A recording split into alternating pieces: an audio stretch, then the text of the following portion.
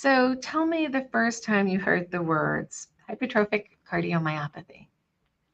Well, I watch your show all the time, so I knew that that was going to be the first question, and I'm trying to remember. But I do recall it wasn't when my mother was diagnosed. I recall I knew about it before, and I think you told me um, maybe in the years prior, because as you know, your first office was across the street from my mother's home in Hibernia. Mhm. And I always saw you kind of like as someone with a butterfly net trying to chase, people who might have it. And you caught my mom in the net and helped her. And for that, our family is very grateful. You assisted her get the right care up at Tufts. And so I do recall hearing it before my mother came home and said, I too have HCM. So, welcome to Tales from the Heart, a podcast from the Hypertrophic Cardiomyopathy Association. Today, I am joined by Kevin O'Connor, and I don't quite know how to start introducing Kevin because our history goes much further back than anyone would possibly even think. And I don't recall not knowing Kevin ever in my life because we grew up in the same town and the same part of town in this tiny little community called Hibernia, New Jersey, which was a mining town from way back when. In the hills behind our house, they mined for iron ore. My uncle died in those mines back in about 1906. And our fathers were in the Hibernia Company 1 Fire Department together. Our mothers were in the Ladies Auxiliary together. We went from the same kindergarten to the same graduation from high school, although we're 2 years apart, year apart, Two. 2 years apart. So we've known each other forever. And then, Facebook and friends and community. Kevin's mom gets diagnosed. So Kevin is a Hibernia kid who went off to the military, became an attorney, lived happily ever after, has a wonderful family and a lot of siblings. His brother was my electrician. So, like, we go back, and literally outside the first window of the HCMA office, I could see the Chewy's house, the Mason's house, and the O'Connor's house, and the library, which used to be a church. And I was the last child christened in that church Wow. where Holy Trinity moved up the street. So Hibernia history being made right here. So of all of the people in all of the world, who ends up with a big heart too? Kevin and family. So Kevin, when did I first start harassing you after your mom got diagnosed? Well, I have to say the HCMA helped our family because we, as you know, my mom went to Tufts, and we all went up there with her, and then my I have several siblings who were diagnosed. Myself, one of my siblings has an extensive history of being treated, and the other has other issues and decided not yet. But I knew I had a heart problem at the age of 19 in the military because I passed out during training a couple times. And I remember the medics were surrounding me and listening, and they said, "Oh, he's got a murmur, and oh, he needs to be checked out." I went into the hospital, and then I recalled the testing. I just don't know what the testing was, and they said, "Oh, it went away. We can't find it. We'd love to throw you out, but we can't." And because it has to be something they can prove. So they said, "Listen, you got to come back once a year and be tested." And no one ever followed up, so I sure as heck didn't follow up with them.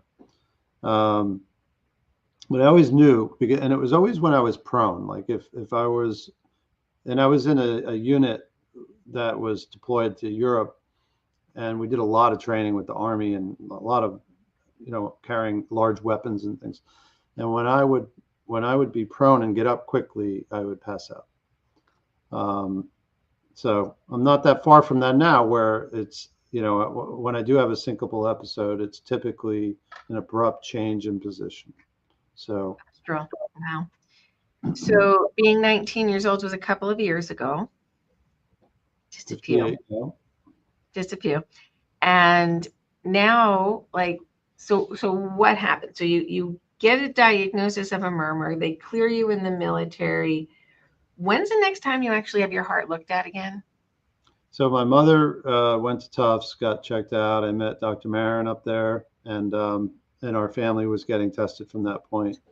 And I saw Dr. Wall, as you know, who's now retired, but and he never.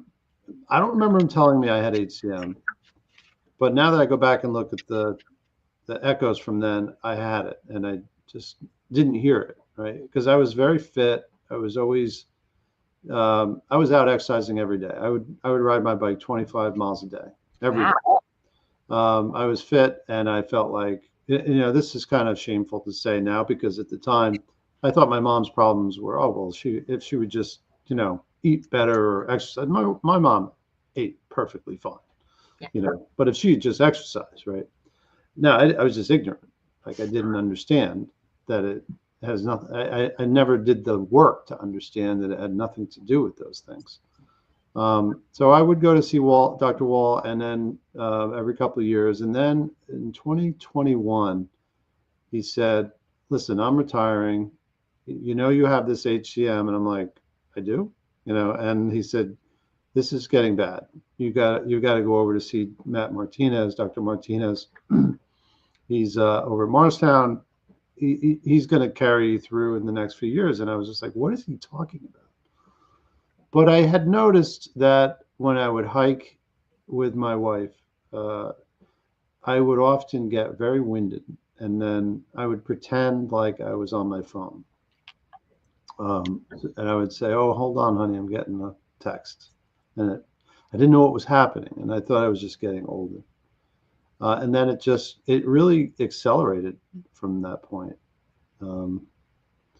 So he recommended to me, I did the echo, and then I did the stress in the summer of 22. And I had a gradient of 140. And he said, you got to get this done right away. So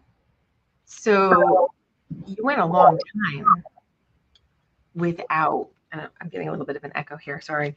You went a long time without treatment, without follow-up. How many times do you think you passed out between, let's say, getting out of the military and getting diagnosed? I don't remember ever a full syncopal episode, but I would get close. Like, I would get up out of a chair, and then just, you get the stars in your eyes. And I would have what I now know to be AFib back then, and I just didn't know what it was. I thought it was stress from work, because I'm a trial lawyer, constantly being, challenged in the sense that, whether it be in front of a jury or a judge or in a deposition, people screaming at you or yelling at you, clients being upset or whatever. And I just thought I was just stressed out, Well, I could understand how one could think that might be the reason. I do also remember you and I connecting on Facebook a while back. And there was a day, I don't exactly remember when, but you were mowing your lawn and you lay down in a hammock in your backyard, and you took a selfie, and you're like, yeah, I'm getting old. I feel this. And I looked at your color, and I sent you a private message. I'm like, you need to get to a cardiologist. Because it wasn't the you that I'm used to seeing. And I'm like, your mother, you've got another sibling that I know there's something going on with. So I'm like, dude, let's go get this checked out. So we get checked out, your gradient's crazy high, and you opt for a myectomy. And had a little bit of a bumpy road with your myectomy. This was not dream team kind of like it's all perfect. So you want to talk a little bit about what happened? Yeah, I mean, the team, and I did have the choice to go to other centers, and I don't regret my choice at all. I think Morristown was an excellent choice. My wife at the time, her mother was dying of cancer. My wife was running a rehab. She's a therapist, and we just could not afford to have everybody have to go up to Boston or NYU or something, not monetary wise, but just time wise. And it was weird. I had the myectomy. I did have a lot of AFib after that, and the I was feeling so good. If you recall, 2 weeks after the surgery, I went to the masquerade ball, and I was photographed with the surgical team and Matt Martinez, and I felt fantastic. And they were really a class act, and I still feel that way today. But I did start to feel. First of all, I pushed myself too hard. So to those of you who are having it or about to have it, don't lift.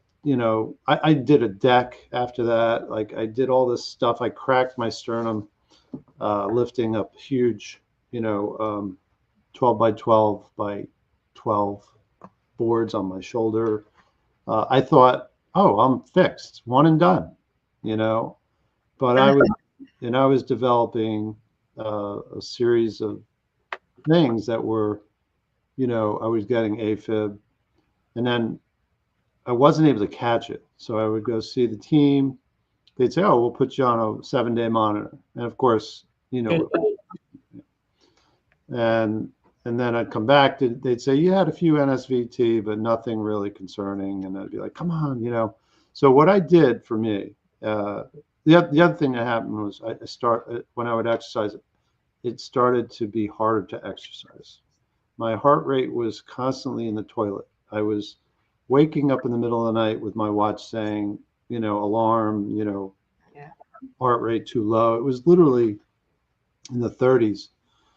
And I was also getting numb lips. And my face sometimes would go numb. And what I did was I got a Cardia, I think. Cardio mobile monitor, yeah. I did the. Dave Alpert, did you hear that? Yeah, I got the monitor, and I got the plan where you can get, and that honestly was what was able to get me the attention that I needed, because my team wasn't seeing it. I didn't have proof, and the Cardia was the proof. So I then went back to Morristown, and I saw Dr. Katz at the EP I forget what it's called, but he's an EP. And I showed him, he said, what are you doing here? Why are you here? And I showed him these Cardia strips, and he said, oh boy. And what I was getting was some sort of intermittent heart block. And I can relate. Maybe it's a hibernia thing. Yeah. And then that's where I really, that's where I really learned a lot about this disease. I learned how to advocate for myself. Somebody recently told me, I think it was last October, I ran into Bill Rossi and Jan Berger, and they convinced me that it's not, I was in the military, you didn't go outside your chain of command. So for me to go and get advice from another physician, and I felt it was a little dishonest or disloyal. It's not at all. And I now know that.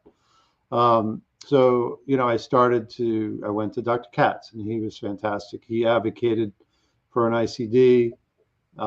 Thank goodness, because I was shocked 2 weeks ago, or not 2 weeks ago, excuse me, February. A month ago. I know, a month ago.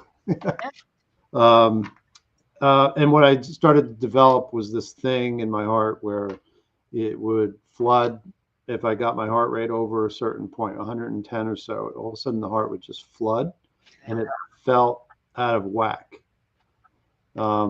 Even with pacing, right? So they put in a pacemaker, they put in an ICD, but I'm still getting this thing.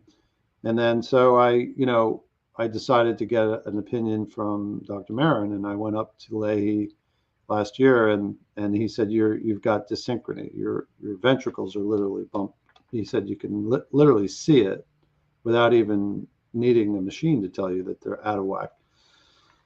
So that's where we're at now, where they tried to come in, and Lisa, I have to say, you know this better than anybody, because at every step of the way, Lisa would say, oh well, That's not going to fix it. Probably not going to fix it, and they may have problems getting in there. I'm like, what? Like, so my wife and I went for the surgery, and the surgeon comes in and he says, so I'm going to try to go in through your blah, blah, blah. And I'm like, wait, try? He goes, yeah, Yeah. he goes, there's a chance it's not going to work. So sure enough, get in there for the CRT upgrade, right? So you're taking a third lead, you're adding another lead around the back of your ventricle, your left ventricle. So I already have 2 leads on the right side. So it encompasses both sides, so you're getting synchrony. So instead of you just pacing from here, you get a pace beat from the outside that is synchronizing the contraction to give you a little oomph in your ejection fraction, because your EF is now blunting around that 50, high 40s, 50 mark. So Yeah, had a change. I guess I should say that, when you look at my ejection fraction pre-myectomy, I was 70. Yeah. Right. Now at the time, Dr. Martinez was like, don't pat yourself on the back. That's not a good thing, Right. Hypercontractility, whatever. Yeah. Now I've slowly come down and now I'm in the 45 range. Right. So that's a huge delta, right? Yeah. So did you want to maybe say something about that CRT is just not commonly used? So CRT devices, so we are in arrhythmia management March, which is kind of why I asked Kevin to join us to tell his story, because it's very arrhythmia based. Yes, he's got a family history. Yes, the murmur was detected young. Yes, we probably should have gotten in there with management earlier in Kevin's life. But here we are today with this gradient that was high. Something had to be done about it. He opted for surgery. We have some AFib after surgery, but it's continued beyond the post-surgical time, which tells us that the left atria is really having a hard time complying with what we needed to do. And now we have the ejection fraction dropping out a little bit, and we need to get synchrony back. So there's this chain that happens, and about 5 to 8% of those with HCM will drop their ejection fraction and go into this space where CRT might be an option to give a little boost, but the data hasn't been really robust that it's a destination. It's not like, oh, we'll put the CRT in and you'll be better.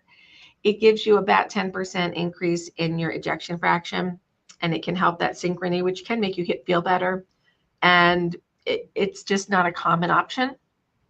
I would say I was offered a CRT device before my transplant, and I declined it because my access was so poor. It wasn't like, for me, it wasn't worth even trying. I was so far at the end. But for those who are not quite at the end of the heart yet and might want a little bit more time, CRT is an option, and it can improve quality of life, but it's not destination. So there's my what happened to Kevin in 2-minute version. Was that about accurate? Yeah, no, that's great. And, for me, I still have obstruction. I am not eligible for CMI, a cardiac myosin inhibitor, because of my ejection fraction being below 50. So the only thing really is an ablation for AFib. I will say the shock appears to, I've never seen the strip, so I can't say for sure, but from what I'm told, it originated with AFib that then deteriorates into rapid ventricular response. Right. So that deteriorated into, that was around 200, I clocked in at 250 beats per minute in my ventricles, which it tried to pace me out of it, but it wouldn't work. So the nurse called me the next morning and said, you were very, very fortunate, man. Yeah, I got a text message from Kevin in code letting me know that his device went off, and February 3rd could have had a very different meaning to your family. And these are the moments where, especially when everything seems a little bit chaotic in the world and things seem like they're not going right, I'm going to take a few minutes and unpack some rights, because I need to be the optimist somewhere. There was a guy named Michelle Moraski. and he has an amazing story. Ross typically drops links here, but Ross had to run off to another meeting. So I will try to drop it post-production. But Michel Morawski was an amazing man. He escaped from Poland, has this amazing pathway to come to the United States. It took him many, many years. But one of his mentors, while trying to become a doctor, while growing up and leaving his home at age like 15 or something, and on this mission to become a doctor, and he's Jewish, and it's World War II, and he's leaving Poland. So like, just, it's got so much drama, and his story is just absolutely inspiring. So his mentor died of a cardiac arrest, and he knew that if he could have gotten an electric impulse to his mentor, he might have been able to restart his heart, which at that point sounded like nothing but Frankenstein. It sounded crazy, and nobody would listen to Dr. Morawski. They just would not listen to him. Years go on, and he finally gets approval for this defibrillator thing to be used. And they're like, okay, if people have already survived this cardiac arrest thing more than once, then you can experiment on them. So the bar was pretty high, and it's a pretty rare subset to find. So he finds 4 people, and in the original paper on ICDs, when you look at the examples of the 4 patients that got the 4 original ICDs, it definitely appears that 3 of them had HCM.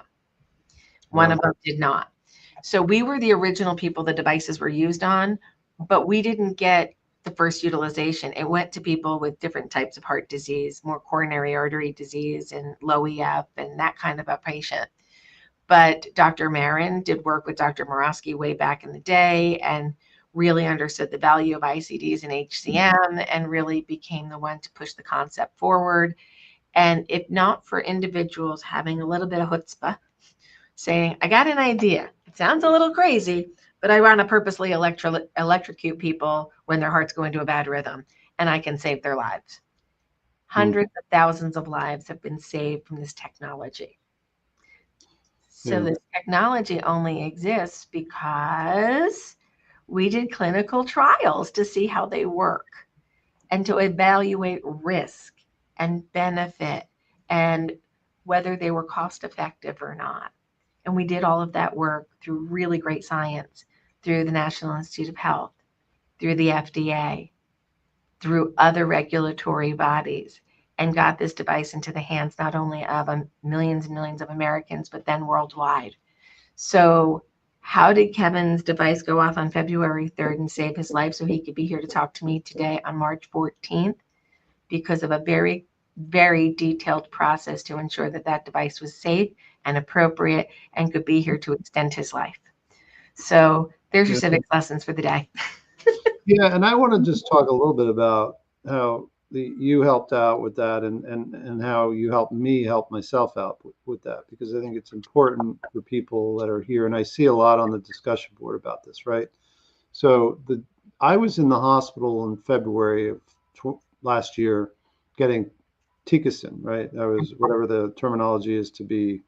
An antiarrhythmic, you were being loaded on Tikacin. Loaded, that's the word, yeah. They were loading me, and I was there for 3 days so they could watch. And because they want to watch the QRS, or what is it called? The QRS? The interval, yeah. QT interval. And so I was there for 3 days, and my wife and I were like, well, why aren't you installing, because you're going to install the pacemaker, why don't you install a defibrillator?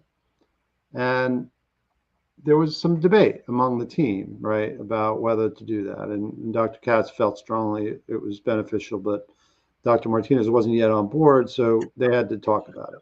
So you were up on the 4th floor. I was on the 3rd floor with the whole monitor on me. So I broke out and went up the stairs, and the alarms are going off. And I got you were in the room, and we're talking, and you helped me. And you're like, this is what you need to, you showed me how to calculate your sudden cardiac arrest score.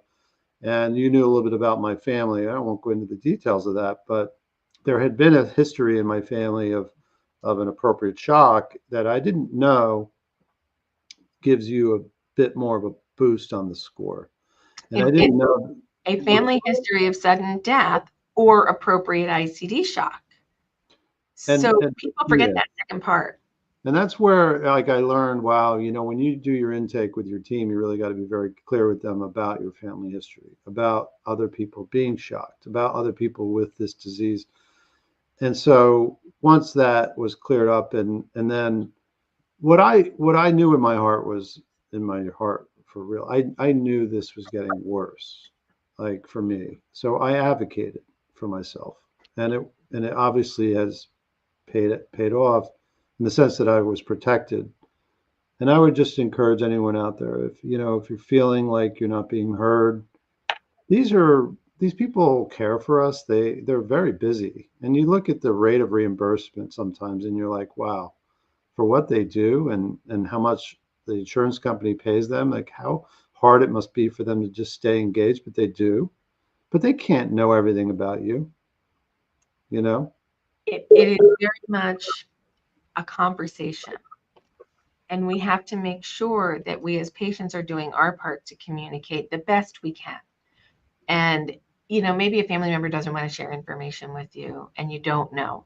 You can't really do much about it. You can just say, here's my sibling's situation. I think his doctor's up here. I don't know what's going on.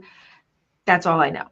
And sometimes that's enough to say, oh, if they're with that guy, that's a good guy. That's a person I do know. I don't know. It gives them some type of a litmus test to know whether that's a well-managed person or not or whatever. And then it gives us an opportunity to think ourselves about what is our family history? What did happen? Or what are my symptoms? Am I expressing them well? Because we all got a problem. It's an entire HCM spectrum disorder problem. We want to be fine. We want to be okay. So when somebody asks us, how you doing? The default answer is fine. And we don't go into well, I almost passed out 3 times last week while I was moving, from this point to this point. And I felt my heart racing for about 4 hours over the past 2 days. And I can't really eat like I used to because I get nauseous when I eat. And I get a little swelling, but it's in my belly. It's not in my legs. So when you start going down there's a little of this and a little of that, those little things matter. And we need to communicate, even though we feel like we're complaining, we're not, we're reporting. So if we can report these things, I still see clinic records that say patient complained of.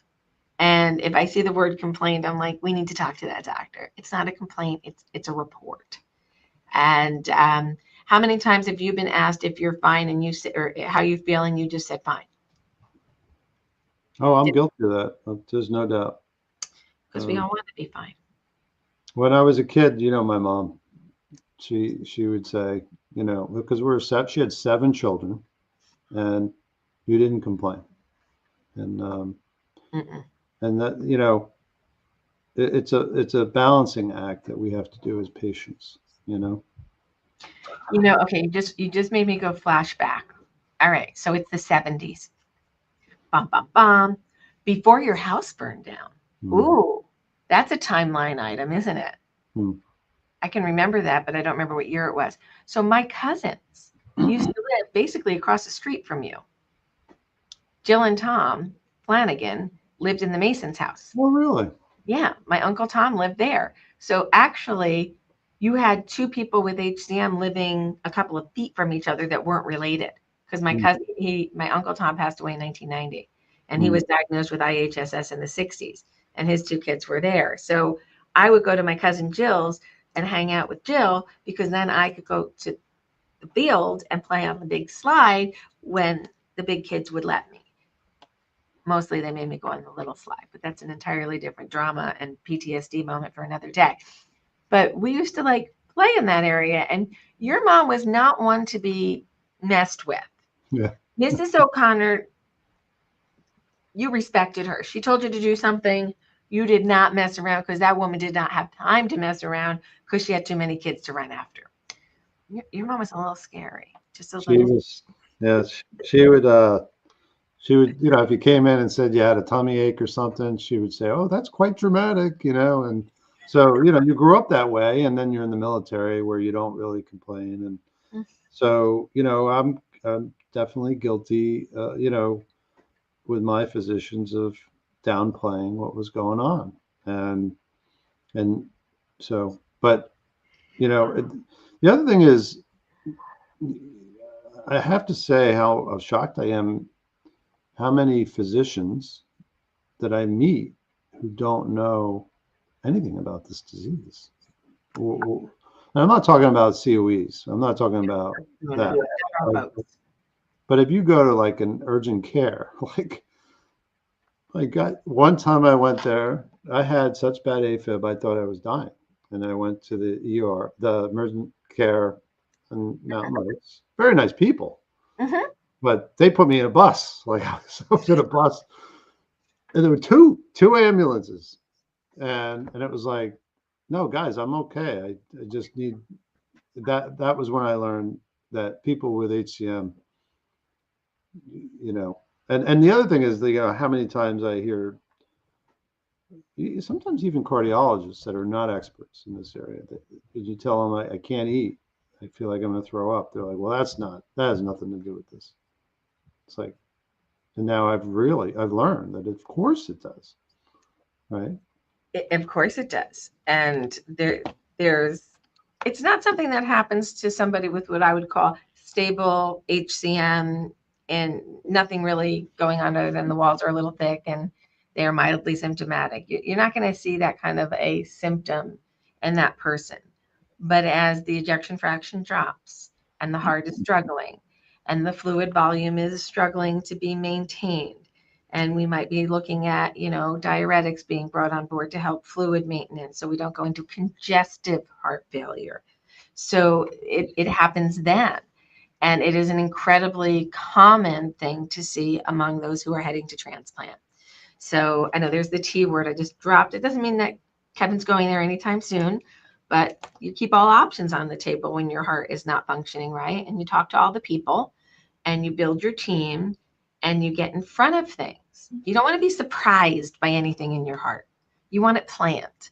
You want to really think about, okay, if I'm going to go left or right, I don't really have a choice. I got to go one way or the other. How do I want to play this? And I'll jump into a conversation I had with Marty Maron in the summer of 2011, I think it was. My EF was 45 for the first time. And we were like, uh-oh, that's not good.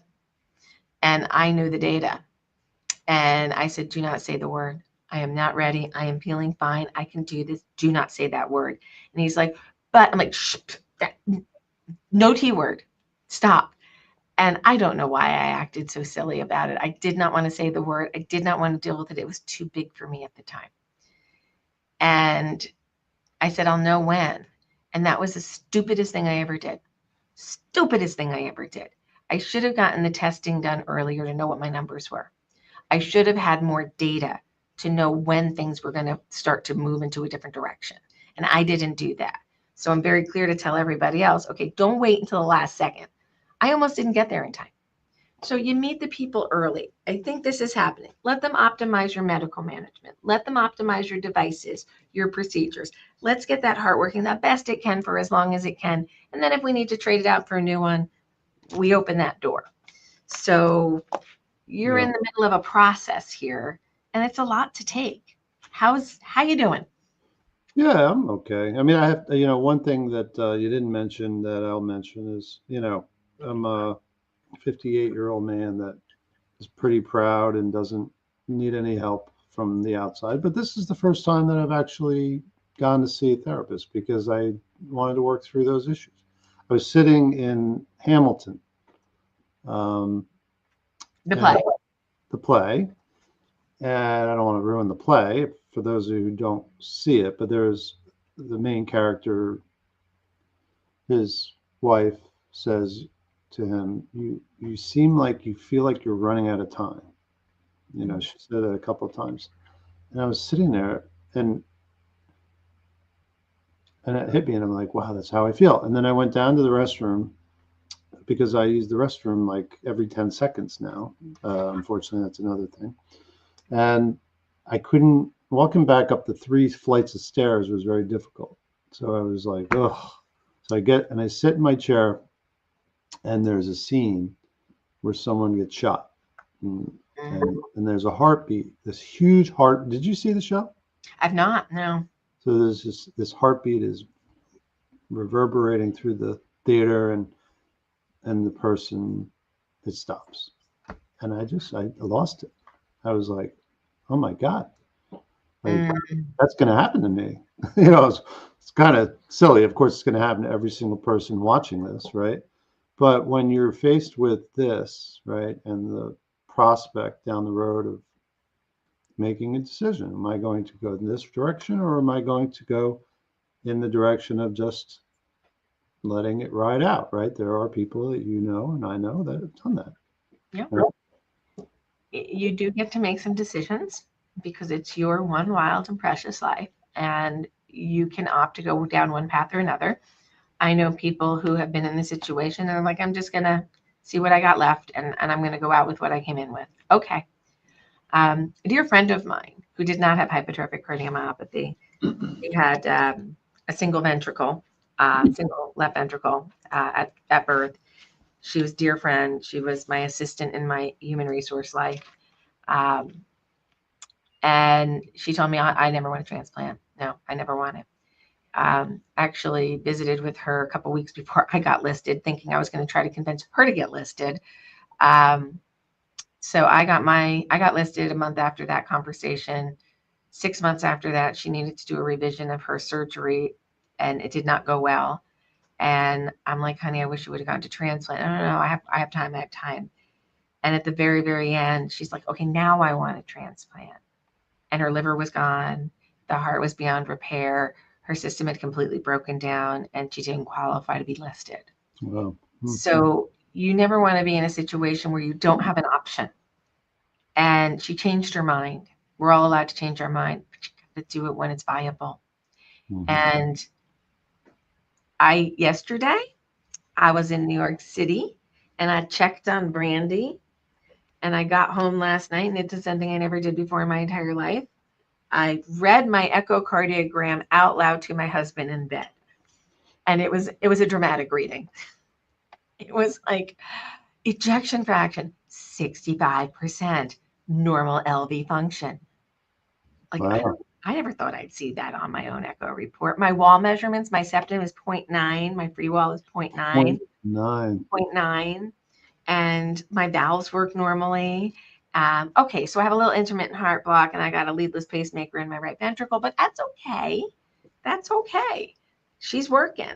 So you can get through it. And you have your checkup, and they're like, how you doing? I'm like, without lying, I'm good. I got a couple little things I got to work on, and you never get out completely unscathed from such a thing.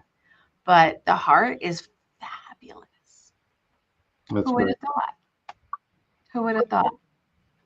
So a couple other rabbit hole issues. When you were a kid, you ever go up to the cemetery at the top of the hill?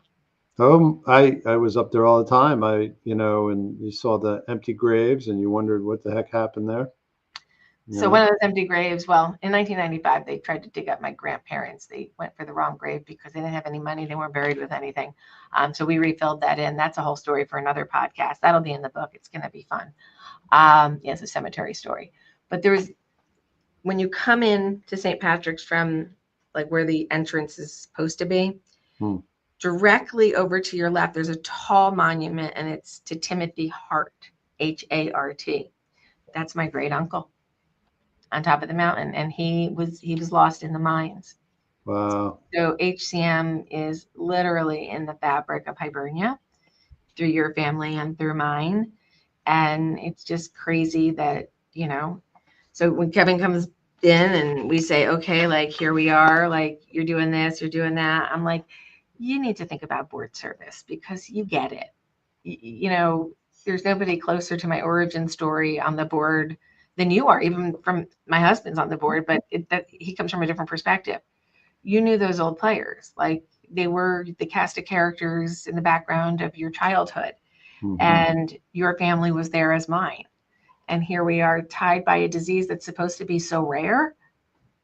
Let's do the numbers. How many people live in Hibernia at that time? Like 300 max? It's statistically improbable. Improbable. Couple of shout outs to Dr. Wall, Bob Wall. Good man.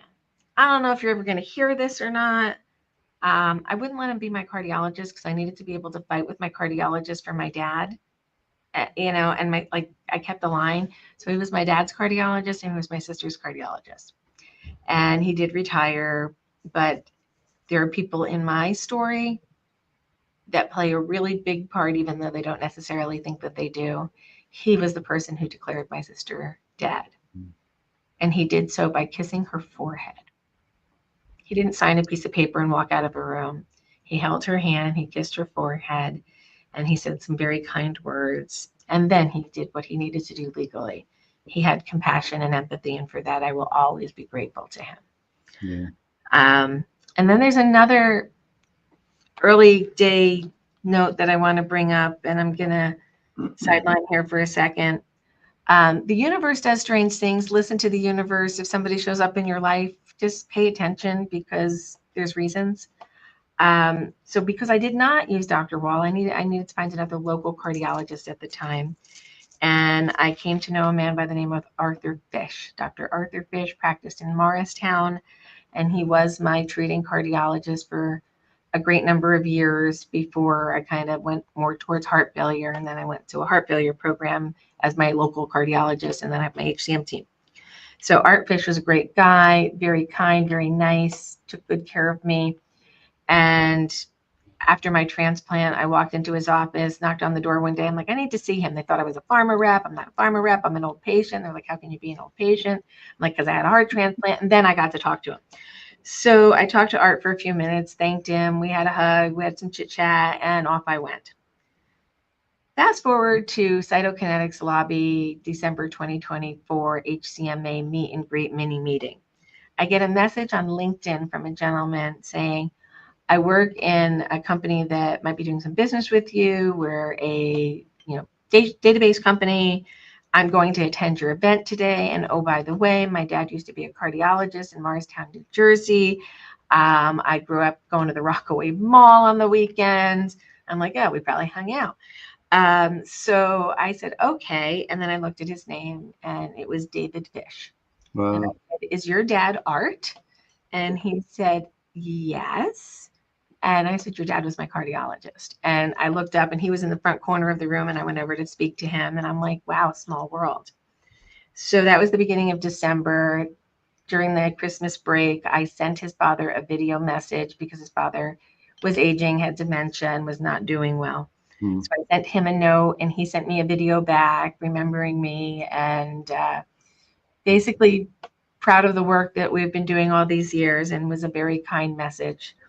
And I just found out 2 weeks ago he passed away. Oh, so sorry. So a little piece of my history was lost there. And another piece of the story, which will be its own podcast for another day. And maybe Kevin will join me on these too. I've got a new idea on how I'm going to finally get my book written. But there was a gentleman by the name of Stephen Samnick. Stephen Samnick, much like Kevin, was an attorney. He came into my life in 1995 when my sister passed away, and there was custody issues and estate issues, and it was just a hot freaking mess, people. I was filing a lawsuit against the National Institute of Health, and I'm going to post a blog post on that later. As somebody who has sued the National Institute of Health for fraud and misrepresentation in 1996, I 150% support the NIH today and the employees there. So good institutions can have bad players infiltrate them. Don't blame the institution. Get rid of the bad guys. And we did, and the system worked. So that being said, Stephen Samnick helped us in court on a number of different issues, including making case law at the Supreme Court of the state of New Jersey with relationship to my sister's estate and protecting children from fund being taken by the new spouse. Mm-hmm. So there were some laws that were being tested, and we brought it to the Supreme Court, and Stephen Samnick, my friend and attorney, won that case. Wow. And Kevin, you know, not many people get to argue at the Supreme Court of the state of New Jersey. No. And he did it for us. And he did it for my sister's children. Mm. Steve passed away earlier this month. And he had to be 90 something. Mm. He was a fierce advocate for the underdog. And I will forever be in his debt. And there are few people on the planet who would have done the things that he did with the just purity of heart to do the right thing for kids who lost their mom. I love Steve Samnick. My condolences to all who grieve him. The world will not be the same without him. So I lost 2 parts of my history in the past month, and they're older gentlemen. That's going to happen. But I think it's important to acknowledge those people who made really impactful moments in our life happen. So Thank you. So sorry to hijack the last few minutes of your podcast with that, but I think it's important. So Kevin, you are a patient, you are a warrior, you are on a battle. What else do you want to share with the listeners? I'm sure we'll have you back again to talk more, but any final thoughts? Be nice to a lawyer. We have big hearts. Lawyers are going to save, lawyers are out there fighting every day for you. It's so funny when people get in trouble. It's the first one they call.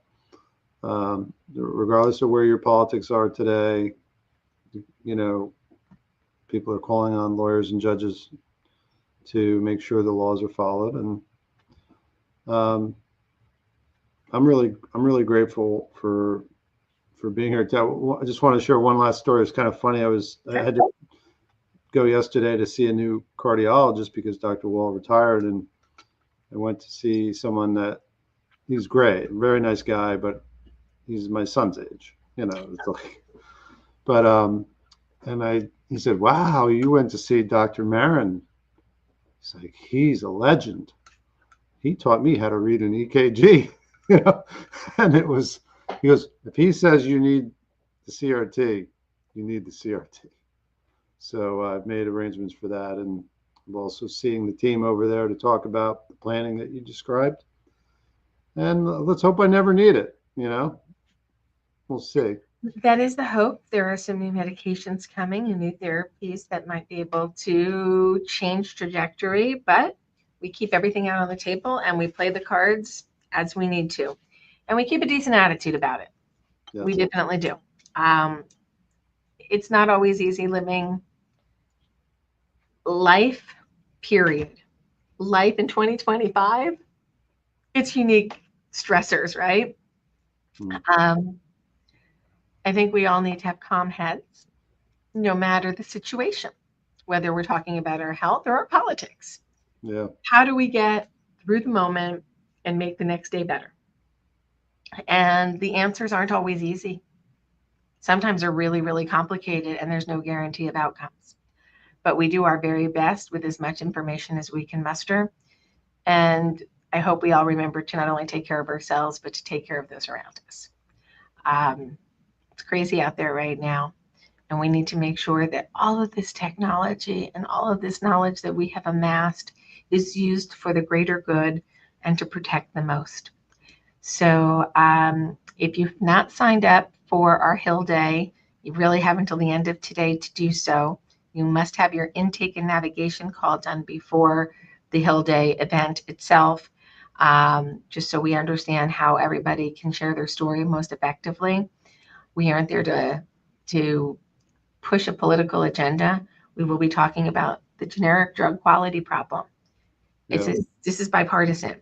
Can I say something about that? Sure. I did go last year. I don't know that I'll be able to go this year just because of all this stuff going on. But it is, if for those of you who are on the fence, it is such a good time, and we had so much fun.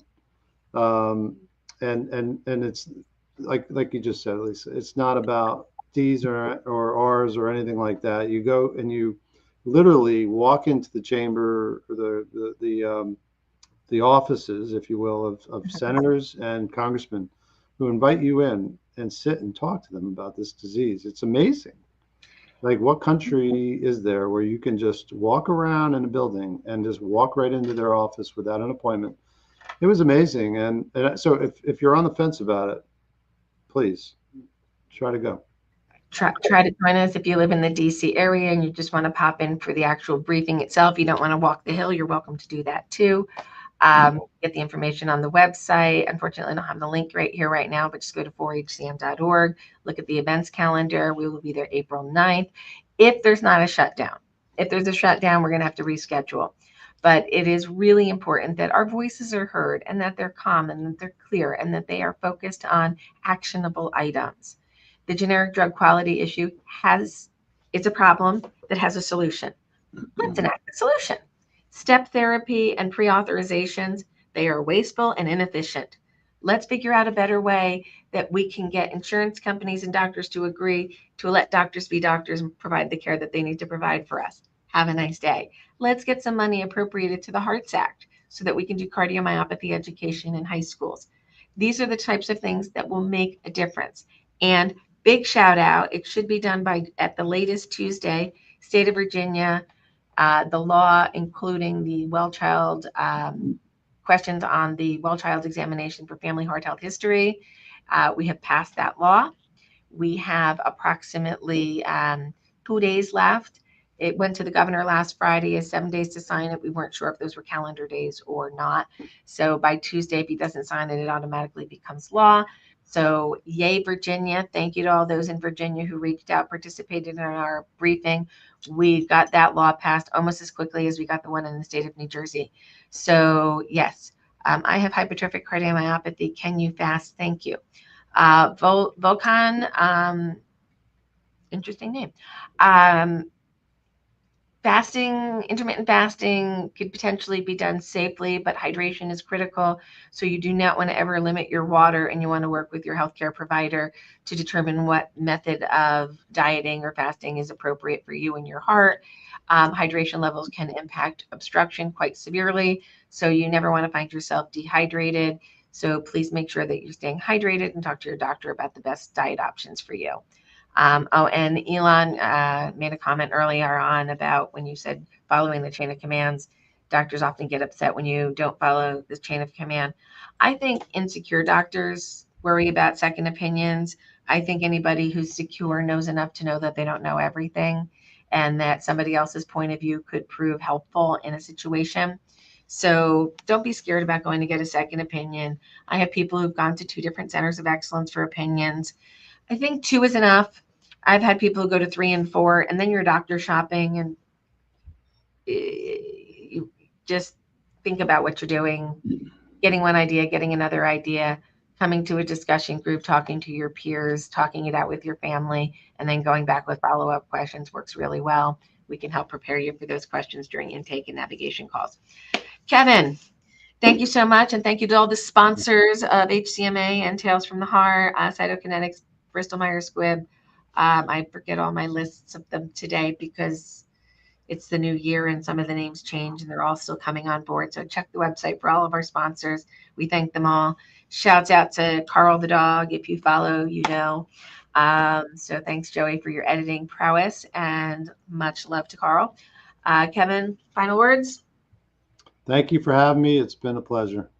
Thanks a lot. Thanks for joining, everybody. Board. Off to Sweden for me. Oh, really?